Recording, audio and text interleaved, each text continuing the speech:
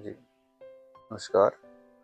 तो आज हम किसी भी संख्या के यूनिट प्लेस पे कौन सा डिजिट आएगा उसके लिए करेंगे क्वेश्चन, ठीक है। तो सबसे पहले इस बात को बेसिक समझिए आप कि अगर 1 की पावर n हो तो इकाई का अंक क्या होगा?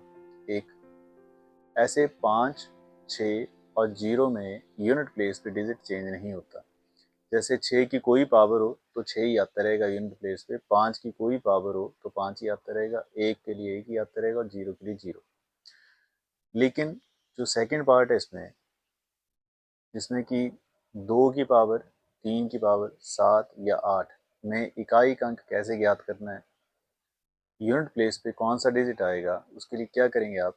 सबसे पहले जो पावर है 2, 3, 7 और 8 में जो भी पावर है उसको 4 से डिवाइड करना है। अगर 4 से डिवाइड करती बार रिमाइंडर यानी कि शेषफल 0 आए तो 2 की पावर 4, 3 की पावर 4, 7 की पावर 4 या 8 की पावर 4 वैसे करते हैं अगर रिमाइंडर 0 आए। इसका मतलब है 2 की पावर 4 में इकाई का अंक 6 होता है, 3 की पावर 4 में 1 होता है, 7 की पावर 4 में भी 1 होता है और 8 की पावर 4 में 6। अगर रिमाइंडर 1 बचेगा तो आपने पावर को 1 ही लगा देना, 2 की पावर 1, 3 की पावर 1, 7 की पावर, 8 की पावर 1। अगर 2 बचता है तो 2 लगा देंगे और 3 होगा तो 3।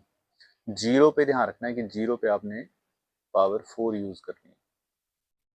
इसी तरह से 4 में यहाँ पे देखिए 1, 0, 1, 5, 6 हो गया, 2, 3, 7, 8 हो गया, अब बचा 4 और 9। 4 में अगर इवन पावर हो, सम संख्या हो तो इकाई का अंक 6 आएगा। अगर पावर ऑड हो, विषम हो तो 4 आएगा। और ऐसे 9 में अगर इवन पावर हो, सम संख्या हो तो इकाई का अंक 1 आएगा। और अगर 9 में ऑड पावर हो तो 9 आएगा। और इस बात को ज़्यादा टफ ना समझें, जैसे 4 की पावर 1 है तो 4, 4 की पावर 2 है तो 16। तो 1 ऑड नंबर है इसलिए 4 आ गया, 2 इवन है तो 6 आ गया। इसी तरह से 9 में देखेंगे तो 9 की पावर 1 हो तो 9 आ जाएगा, 9 की पावर 2 हो तो 81 यानी कि 1 आ जाएगा। तो यही बातें इधर लिखी हैं कि 9 की इवन पावर है तो 1 आएगा, 9 की ऑड पावर है तो 9 आ जाएगा। ठीक है बात।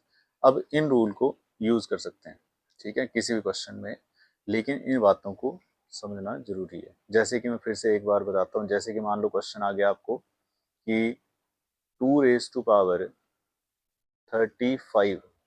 में इकाई का अंक ज्ञात करें। इकाई का अंक ज्ञात करें। Find the unit digit in 2⁵35।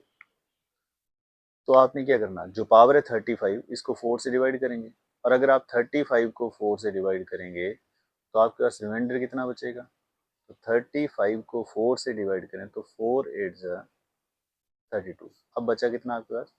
3। तो 3 रिमाइंडर बचा तो 2⁵3 कर दिया और आंसर आ गया 8। इसका मतलब यूनिट डिजिट क्या हुआ फिर? 8 हुआ। तो 2⁵35 में इकाई का अंक क्या होगा? 8। ठीक है। अब जैसे मैं एक और लिखता हूँ, जैसे 7 की पावर 3449 में इकाई का अंक क्या होगा? इकाई का अंक क्या होगा? ठीक है। अब इस क्वेश्चन के लिए सोचिए कि 7 की पावर में इकाई का अंक क्या होगा। ठीक है, तो इसमें आपको इकाई का अंक देखना है। तो 7 की पावर 3449 में इकाई का अंक क्या होगा? तो आप इसमें हर नंबर के लिए 4 से डिवाइड करोगे पावर को, लेकिन इतनी बड़ी पावर को 4 से डिवाइड मत करिए, लास्ट के 2 डिजिट ही देखिए, क्योंकि 4 की विभाज्यता का नियम है हमारे पास। लास्ट के 2 नंबर देखो। तो 49 को अगर आप 4 से डिवाइड करोगे तो रिमाइंडर बचेगा 1। ठीक है जी। अगर 49 को 4 से डिवाइड करोगे तो रिमाइंडर बचेगा 1। अब 1 रिमाइंडर बचा तो 7⁻1 और 7⁻1 7, तो आंसर आ गया 7। तो इस तरह से आप इस क्वेश्चन को सॉल्व कर सकते हैं। ठीक है। तो बेसिक जो रूल बताए ना आपको, इनका ध्यान रखना आपने। ठीक है। और मैं फिर से इस बात को दोहरा रहा हूँ कि 2, 3, 7 और 8 इनमें कोई भी पावर हो, सबसे पहले पावर को 4 से डिवाइड करना और रिमाइंडर चेक करना क्या है। अगर रिमाइंडर 1, 2, 3 आ रहा है ना, तो वही पावर लगा दो उस डिजिट। लेकिन अगर रिमाइंडर 0 आ रहा है तो पावर आपको 4 लगानी पड़ेगी, फिर वहां से आप यूनिट डिजिट को चेक करेंगे। 4 और 9 में इवन ऑड को देखेंगे और 1, 5, 6, 0 में डिजिट चेंज नहीं होता। ठीक है, अब इन बातों का ध्यान रखें। तो इसके बाद देखिए क्वेश्चन। अब यहाँ पे ये कुछ क्वेश्चन है। जैसे फर्स्ट क्वेश्चन देखिए, 2 raise to power 10, 3 raise to 10 plus 4 raise to 10 plus 5 raise to 10 plus 6 raise to power 10 plus 7 raise to 10 में यूनिट डिजिट पूछा हुआ है कि इकाई अंक क्या है। तो इसके लिए इसको जब आप सॉल्व करेंगे तो सबसे पहले आप देखिए 2 रेज टू पावर 10, तो 2 रेज टू 10 में 10 को अगर 4 से डिवाइड करोगे बचेगा कितना, 4 टू जा 8, यानी कि यहाँ पे बच गया 2 raise to power 2। 3 raise to 2 बचेगा। 4 में इवन ऑड को देखते हैं, तो 4 में इवन पावर है 10, 10 इवन नंबर है, सम संख्या है, तो सम संख्या हो तो 6 आता है। 5 में डिजिट चेंज नहीं होता, 6 में भी नहीं चेंज होता, और 7 में भी सेम रूल है 2, 3, 7 और 8 के लिए, तो ये बचा 7 रेज टू पावर 2। ठीक है, अगर आपको ये बात क्लियर हो रही है 2 रेज टू 2 कहाँ से आया, क्योंकि मैंने 10 को डिवाइड किया 4 से, 4 टू जा 8, 3 में वही किया, 7 में वही किया। 5 और 6 में डिजिट चेंज नहीं होते। 4 में इवन और ऑड को देखते हैं, अगर 4 रेज टू 1 होता तो 4 आता, 4 रेज टू 2 है तो 16, 6 आता। तो इसका मतलब 10 तो इवन नंबर है, और इवन नंबर है तो 4 में 10 पावर होगी तो आपके पास डिजिट आएगा 6।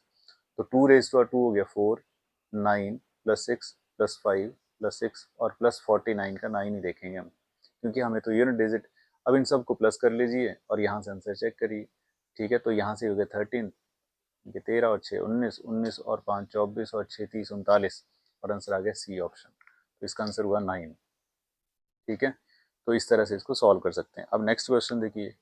नेक्स्ट क्वेश्चन में यहाँ पे पावर है 432, तो आप सिर्फ 32 चेक करिए। 32 4 से कंप्लीट डिवाइड होता है कि नहीं होता, तो कंप्लीट डिवाइड हो जाता है, तो 3 रेज टू पावर हो गया 4।